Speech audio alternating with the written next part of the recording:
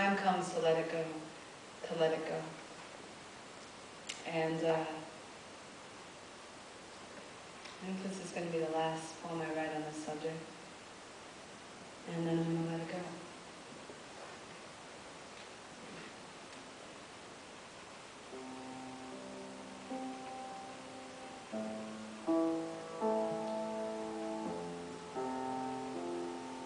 My friend Derek says love is the only war worth dying for. But every time I say please come back, I feel like I'm trying to find a dirty needle in a haystack, and God knows I can't go out like that. I suppose we wear our traumas the way the guillotine wears gravity. Our lovers' necks are so soft. I lost my head so many times. I got sober just hoping my eyes would dry.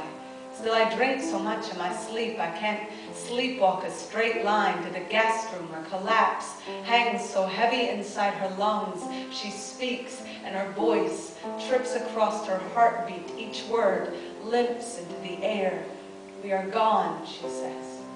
And I am no mortician. I have no idea how to put makeup on the dead.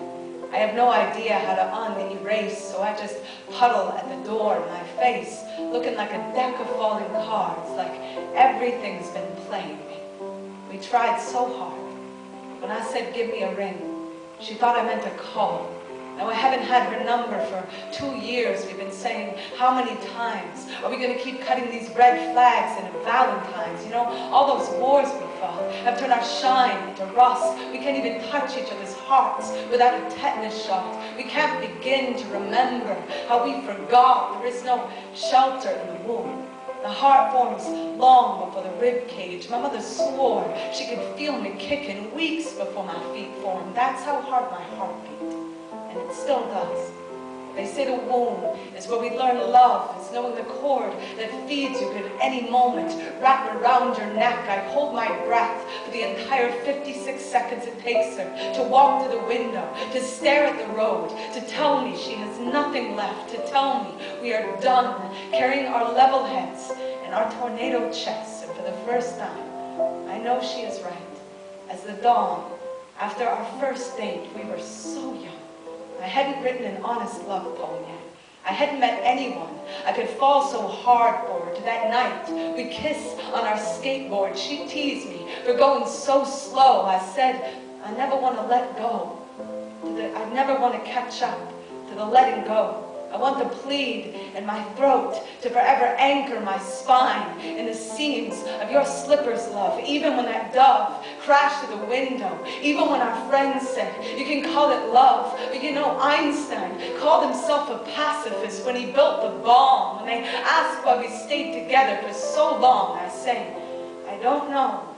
I just know we cried at the exact same time in every movie.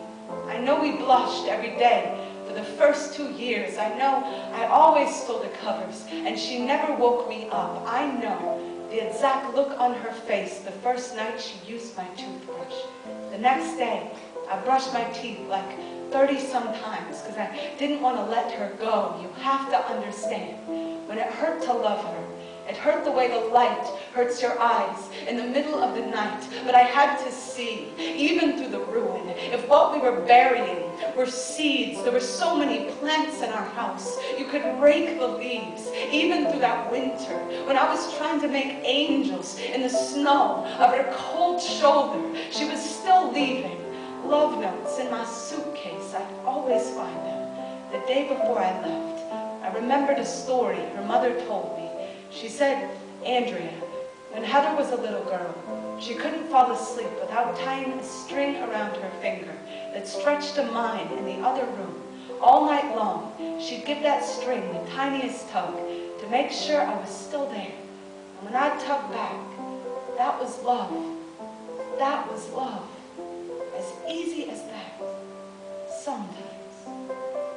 Sometimes.